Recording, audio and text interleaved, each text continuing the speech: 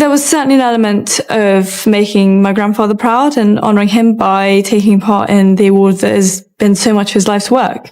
And I definitely hope that I have made him proud. She was born too early, too fragile, and almost didn't survive her very first night.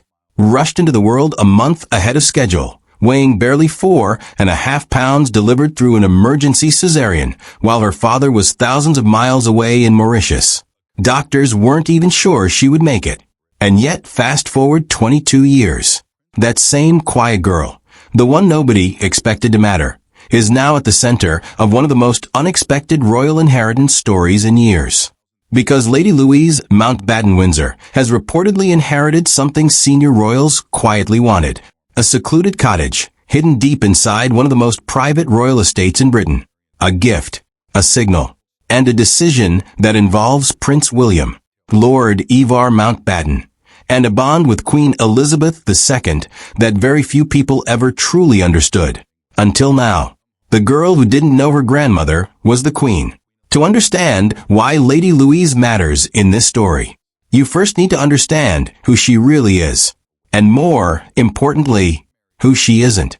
Born on November 8, 2003, at Frimley Park Hospital, Lady Louise Alice Elizabeth Mary Mountbatten Windsor entered the world under terrifying circumstances.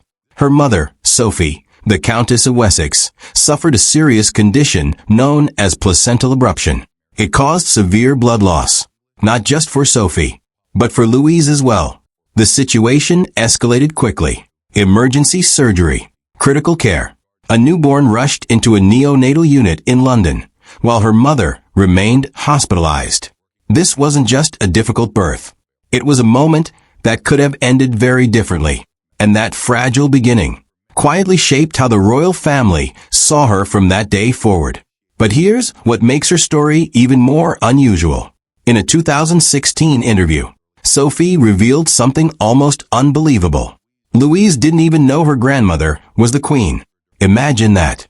A child growing up inside the royal family, coming home confused because other children were telling her something she couldn't fully understand. To her, Queen Elizabeth wasn't a global icon. She was just grandma. And that innocence? It wasn't accidental. It was intentional. Prince Edward and Sophie made a conscious decision to raise their children away from royal pressure. No heavy titles. No spotlight. Even though Louise was technically born a princess, she was raised simply as Lady Louise Windsor. And that choice changed everything. The quiet royal nobody noticed. While her cousins lived under constant public attention, Louise lived differently. She attended St. George's School at Windsor Castle, then moved to St. Mary's School, Ascot, studying English, history, politics, and drama. But what truly set her apart wasn't her education. It was her lifestyle.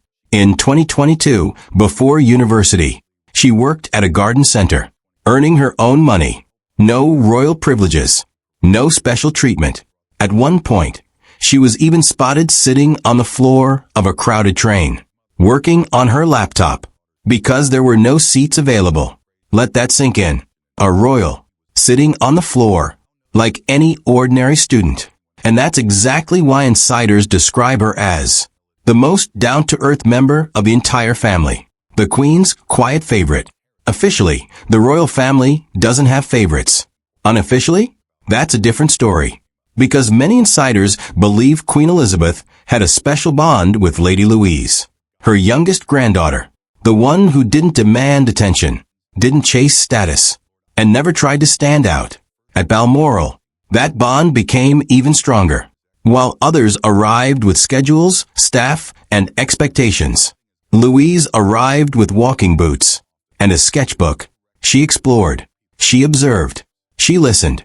She even spent time helping with younger cousins, gently encouraging Princess Charlotte to draw animals, creating quiet, meaningful moments that weren't for cameras or headlines. And the Queen noticed. Because after decades of meeting people who always wanted something from her, Louise wanted nothing. And that made her different. The private moments that changed everything. During the Queen's final summers at Balmoral, something shifted. Between 2019 and 2021, Louise spent extended time with her grandmother, not in public settings, but privately, quiet conversations, sorting through personal papers, moments no one else witnessed.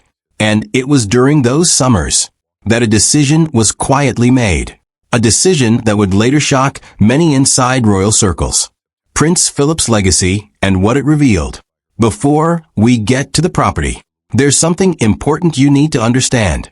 When Prince Philip passed away in 2021, his most personal possessions didn't go to senior royals. They went to Lady Louise. His carriage-driving ponies. His carriage. His passion. Carriage driving wasn't just a hobby for Philip. It was something he deeply loved. And he passed that love directly to Louise. She didn't just accept it. She carried it forward. At the Platinum Jubilee in 2022, she drove his carriage, leading a parade that reportedly brought the Queen to tears. That moment said everything. Louise wasn't just inheriting things. She was honoring them. The Godfather connection. Now, enter a key figure in this story. Lord Ivar Mountbatten. Not just a royal relative, but Louise's godfather. Their connection isn't symbolic. It's personal, deep, built over years of family ties between the Mountbatten and Edinburgh families. Ivar understands something most people don't. The weight of inheritance, the pressure, the responsibility. Having managed historic estates himself, he knows that inheriting property isn't about ownership. It's about stewardship. And now, he's one of the people guiding Louise through that journey. The Balmoral cottage, the real story. Now, we reach the heart of it all. The property. Reports suggest Queen Elizabeth made a quiet but powerful decision to leave a Balmoral cottage to Lady Louise. Not to Charles. Not to Anne. Not to Andrew. Not even to Edward. But to Louise. And that matters. Because Balmoral is not like other royal properties. It's privately owned. Which means the Queen could choose exactly who it went to. No restrictions. No formal process. Just her decision. And Balmoral wasn't just land.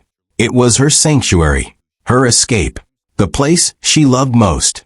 And she chose to pass a piece of that to the quietest grandchild. A pattern, not a coincidence.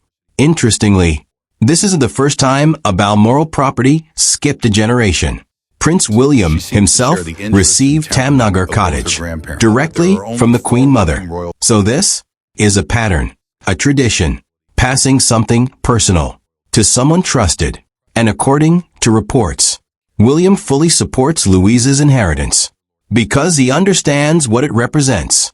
Not just a gift, but a responsibility. More than a gift, a message. Some insiders believe this cottage is more than inheritance. It's a future marker, possibly even a wedding gift. In royal tradition, properties are often tied to major life events, like when William and Catherine received Amber Hall. So even if Louise isn't married yet, this gift speaks to her future, to the life she's expected to build, and the role she may one day play. The royal family's quiet secret weapon. Right now, Lady Louise is 22, studying at the University of St. Andrews, the same place William met Catherine. She's also joined a military training program, showing a level of commitment rarely seen at her age. And here's the bigger picture.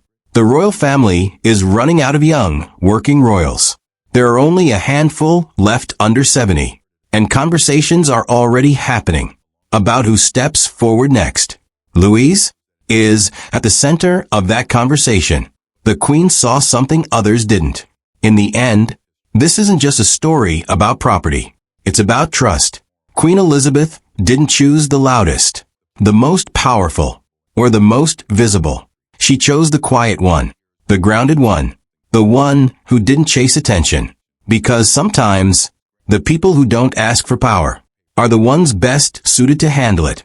Lady Louise didn't just inherit a cottage. She inherited a legacy. And if early signs are anything to go by, she's exactly the person the Queen believed she would be.